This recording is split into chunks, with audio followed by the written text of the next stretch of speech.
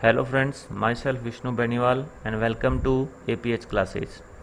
In this video we are going to discuss the introduction of waterways, means to say that as a mean of transport, how do waterways play their role in transporting different goods and passengers, and then we will discuss different national waterways in our India, means to say that we are going to discuss the inland waterways in this video. Okay, let's begin. First of all, let's know about waterways. From ancient time, it means from long ago in India, India was introduced to this waterways. ठीक है, India was much familiar with waterways, or because India was a seafaring countries. ठीक है, India was one of the seafaring countries कि भारत जो है समुद्री यात्रा करने वाले देशों में से एक था। मतलब हम इसके बारे में जानते हैं, इंडस वैली सिविलाइजेशन के अंदर भी लोगों को नौका के बारे में नॉलेज थी, इस बात के सबूत मिले हैं। तो हम कह सकते हैं कि हमारी सभ्यता जितनी पुरानी है तो वाटरवेज का यूज़ भी इंडियन लोगों के द्वारा उतने पुराने समय से ही किया जा रहा है। तो वाटरवेज ने जो है भारतीय व्यापार और भारतीय संस्कृति को फैलाने के लिए अपना महत्वपूर्ण योगदान दिया है।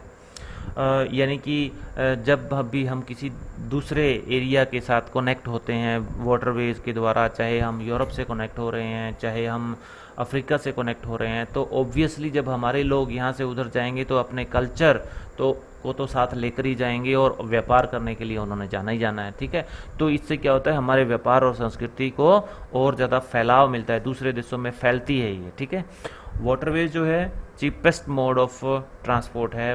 छोटी क्लासेस से आप स्टार्टिंग से पढ़ते आ रहे हैं, ये सबसे कम कॉस्टली पड़ता है ट्रांसपोर्ट में, और ख़ास करके जो भारी और बल्कि यानी बड़े साइज़ का मटेरियल होता है उसको ट्रांसपोर्ट करने के लिए सबसे उचित रहता है। ठीक है, ये पिक्चर देखिए, इस पिक्चर के अंदर क्या है, ये इनलैंड वाटरवेज का एक एग्जांपल है, यानी भारत के अंदरूनी हिस्सों के अंदर किस तरह से वाटर में ट्रांसपोर्ट होता है। तो देखिए, इसके अंदर गाड़ियां तक भी इस छोटे जहाज में लदी हुई हैं। ठीक है, तो ऑब्वियसली गाड़ियां पानी पर नहीं चलेगी, तो उन्हें इस जो नदी है उससे पार ले जाने के लिए या इस नदी के एक स्थान से दूसरे स्थान पर ले जाने के लिए ऐसे छोटे जहाज़ों का प्रयोग किया जाता है। और इसके साथ साथ पैसेंजर्स तो बहुत आप देख ही रहे हैं, यहाँ अंदर भी बैठे हैं, ऊपर भी हैं, यहाँ पर भी सरफेस पर हैं। ठीक है, तो ये क्या है, बल्कि और हैवी गाड़ियाँ जो है वो बड़े साइज की होती है और भारी भी होती है। ठीक है, तो इससे भी बड़े बड़े सामान जो है बड़ी आसानी से इसके द्वारा ले जाए जा सकते हैं। ठीक है,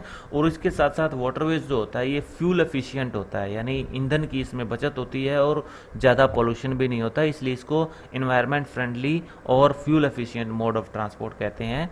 चलिए नेक्स्ट डिफरेंट वाटरवेज के बारे में पढ़ते हैं। आइए इसको स्टार्ट करते हैं। सबसे पहले हम पढ़ेंगे नेशनल वाटरवे नंबर 1, पहला राष्ट्रीय जल मार्ग। ठीक है, ये राष्ट्रीय जल मार्ग जो है गंगा नदी के ऊपर है, रिवर गंगा पर है ये। ठीक है, गंगा नदी पर है, और ये गंगा नदी पर इलाहाबाद यानी प्रयागराज को हल्दिया यानी जो पोर्ट सिटी है पश्चिम बंगाल के अंदर उससे जोड़ता है ये। ठीक है, और इलाहाबाद से हल्दिया तक इस नेशनल वाटरवे नंबर 1 की डिस्टेंस जो है 1620 किलोमीटर है। ठीक है, यानी कि 1620 किलोमीटर तक ये फैला हुआ है। अब पढ़ते हैं national waterway number 2, it connect Sadia and Dhubri on the river Brahmaputra. ठीक है, ब्रह्मपुत्र नदी जहाँ से अरुणाचल प्रदेश से असम के अंदर एंट्री होती है, वहाँ यानी सादिया से लेकर और जहाँ ये बांग्लादेश के अंदर गिरती है वहाँ डुबरी तक ये नेशनल वाटरवे नंबर 2 राष्ट्रीय जलमार्ग नंबर 2 फैला हुआ है,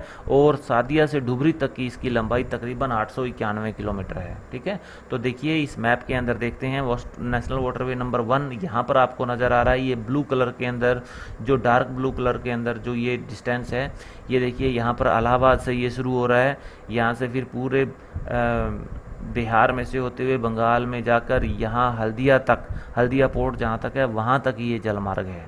ठीक है, ये नेशनल वाटरवे नंबर 1 है। नेशनल वाटरवे नंबर 2 यहाँ से है, जहाँ से ये देखिए ये ब्रह्मपुत्र रिवर यहाँ से तिब्बत से राइज होकर यहाँ अरुणाचल में एंटर करती है और यहाँ असम में एंटर करती है, तो वहाँ सादिया से लेकर पूरे असम में ये यहाँ डुबरी तक ये नेशनल वाटरवे नंबर 2 है। ठीक है, तो आइए नेशनल वाटरवे नंबर 3 डिस्कस करते हैं। राष्ट्रीय जल मार्ग नंबर 3 केरला के अंदर है, कोट्टापुरम से लेकर कोल्लम तक जो पश्चिमी तट पर नहर है उसमें ये तीसरा राष्ट्रीय जल मार्ग है, ठीक है। और कोट्टापुरम से कोल्लम तक इसकी लंबाई जो है इस जल मार्ग की 205 किलोमीटर है, यानी 205 किलोमीटर लंबा ये नेशनल वाटरवे नंबर 3 है। इसको भी हम मैप पर डिस्कस करेंगे। Let's discuss about some more waterways first. National waterway number 4, चौथा राष्ट्रीय जलमार्ग जो है गोदावरी और कृष्णा रिवर के अंदर फैला हुआ है। ये काकीनाडा से लेकर पुडुचेरी, काकीनाडा आंध्र प्रदेश और पुडुचेरी तमिलनाडु, इन दोनों स्थानों को जो है जोड़ता है। इसको नेशनल वाटरवे नंबर 4 बोलते हैं और इसकी डिस्टेंस तकरीबन 1078 किलोमीटर है।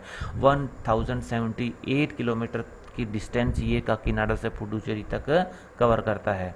अब पढ़ते हैं national waterway number 5। National waterway number 5 जो है ये महानदी डेल्टा के अंदर ब्राह्मणी और मताई रिवर के फैलाव के अंदर ये फैला हुआ है और इसको नेशनल वाटरवे नंबर 5 बोलते हैं।